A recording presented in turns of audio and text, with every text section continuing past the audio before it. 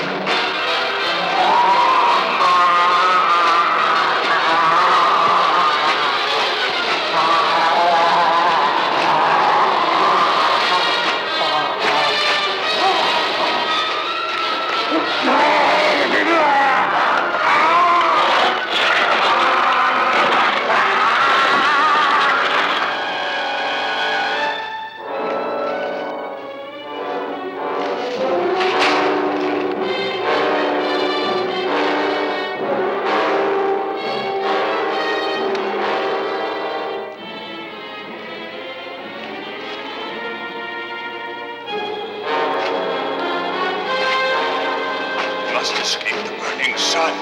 I must get back to my coffin.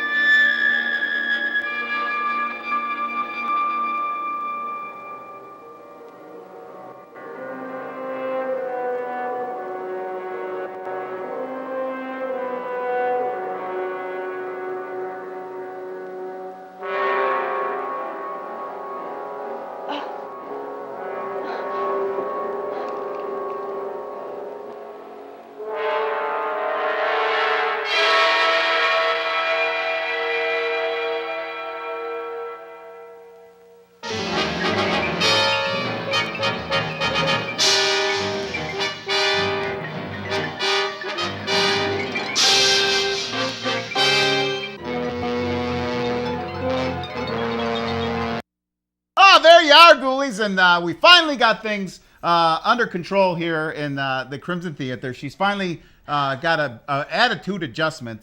I'm calling your mother. What's that? I'm calling your mother. Oh my God, what's that going to mean? Calling my mother. What do you think that's going to do for you? You don't Shirley, even know her number. You should see your son's laboratory. It is a mess. It is horrible. Their friends are here. They don't have jobs. I'm trying to get him to clean. He won't even clean. Mm-hmm. Tell her something she hasn't heard before. Oh, hold on. I know, I shouldn't have brought this one to life. It's been nothing but trouble. Yep. A little brain operation. She'll be right over to clean up and mow the lawn. She said she likes to mow lawns, you know? No, I don't. No, I never said that. Don't you put words in my mouth. She works on Main Street in Racine at a smoke shop. Yes. So she's really good with grass. I think, you know. Don't you tell her that. Mom, no. Everything's going to be okay. You will be at the VFW on time, I promise, all right? Don't worry about it, all right? All right, here you go. She wants to talk to you. Terrible conditions here, Ghoulies, on Crimson Theater. No. He won't even vacuum. He won't dust. He won't do anything. You know, I don't need this. You need What to did come I down do? here and you need to This talk could to have been him. the worst experiment I've ever tried. This is awful. Oh, I can't believe he brought me back to life in such a horrible guys, place. would you grab this one and bound and gag her immediately? We have to get back Don't into you the touch me. laboratory. Don't you touch me. You know, the bed bug has a way with women, so maybe we can get that. Get a hold of her. Gag her. All right. You stay Terrible back. conditions. Ghoulies, You stay back. I will have this I'm on the problem phone. rectified I am on by the the end phone. of the next week. We'll be in much better shape. I Yes, I'm hope back. they left the shovel sitting right out there. No. See that? No, Oh, they think they're terrible. going to put their mitts on me. see. I don't think so. Guys, I don't think you know, so. come on. What is she intimidating back. you? One woman You can stay just back. crush a guy's ego, just like in minutes.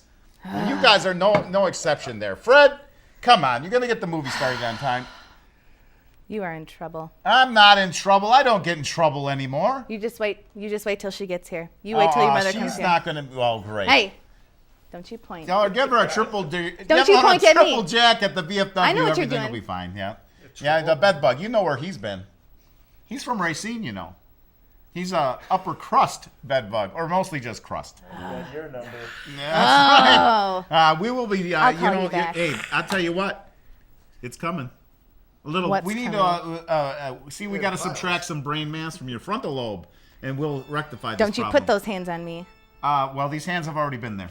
On that note, Ghoulies, you have a horrifying week, and we'll see you next time on Dr. Destruction's Crimson Theater. We're always having a good time. Muzzle, anyone? Does Muzzle come to mind? You better watch it.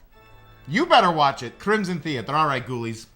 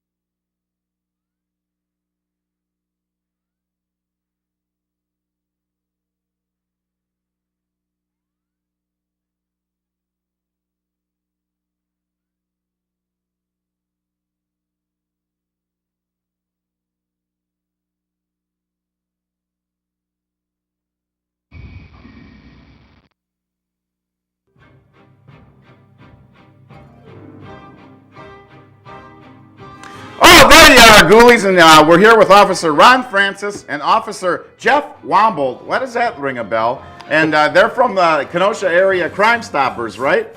No, we're actually from the Kenosha Police Department Crime Prevention Unit. Okay, so I messed that up right Yes, from the you did. get-go, but that's okay. They're not the...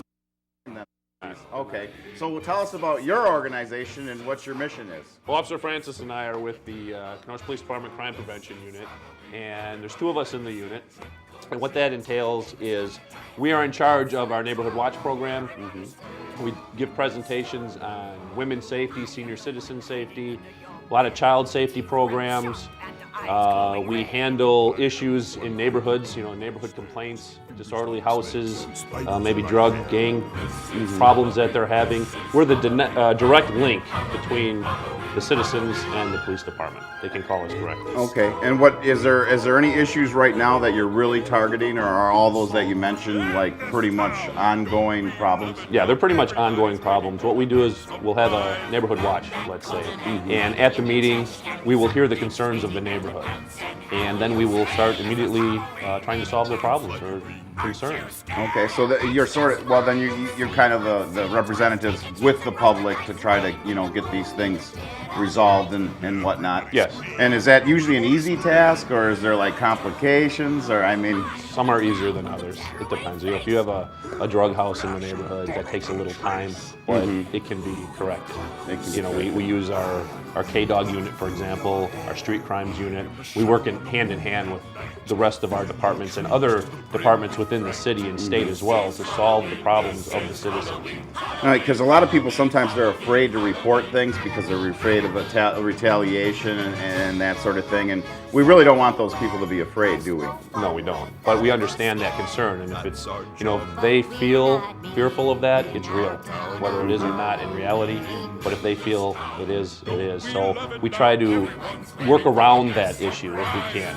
We give them ways to notify us anonymously, and by us I mean the police department. They don't have to give their names, addresses, phone numbers, things like that. A lot of times they think they do, but so we try to really push that argument that you don't.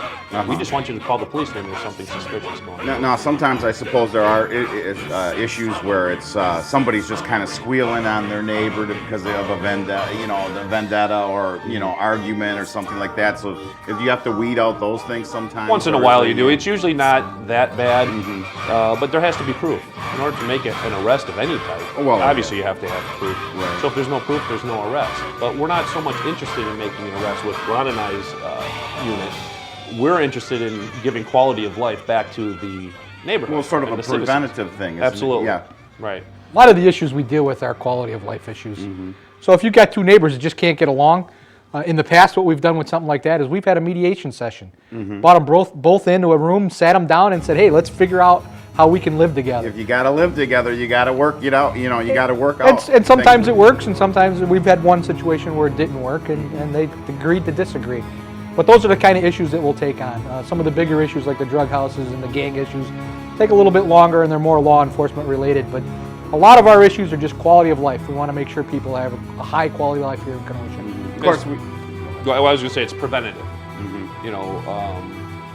There's a couple of theories that we believe in our unit, and one is what I call the broken window theory. And what that is if you take care of small problems, bigger problems don't occur as often. Right. They still happen, but just not as often. So that's like Ron was saying, you get 2 neighbors together talking about some of the smaller problems they have with each other, they don't fester and build up into something bigger. Where you have a violent act, let's say. Yeah, most of the neighborhoods, or at least in my neighborhood anyway, the neighbors were kind of all together on the one issue, which did get solved because, and I gotta say, the police department in Kenosha did a great job on that. Sure. And it's too bad. No city wants to admit they have these issues, but we've had, haven't we had some gangs move in from California, something like that? I mean, that's just what I heard.